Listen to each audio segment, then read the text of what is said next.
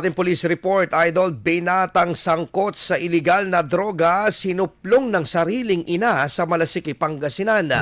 Para sa detalye ng balitang yan, kasama natin Idol Rona Raka. 104.7 IFM. Report!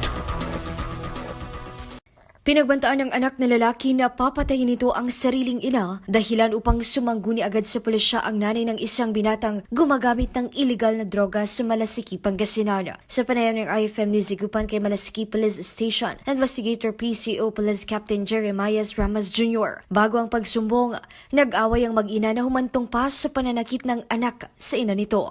Ang dahilan, pinatitigil na ng kanyang inang anak sa paggamit sa ilegal na droga.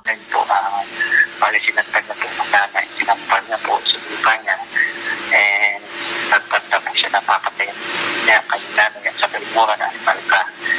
Sa pangger, po ang kanyang nanay, nagpunta dito sa police station. Dahil po, yun nga po, nagalit po kasi ang suspect dahil po pinagpunta po siya ng kanyang nanay na itigil niya na yung pagdagamit ng drugs. Kaya po yung nagalit po yung anak.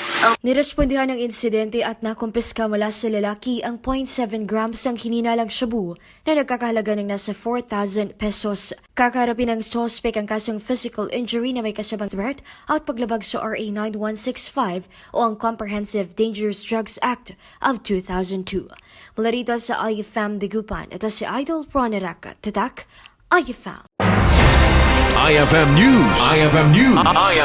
IFM News.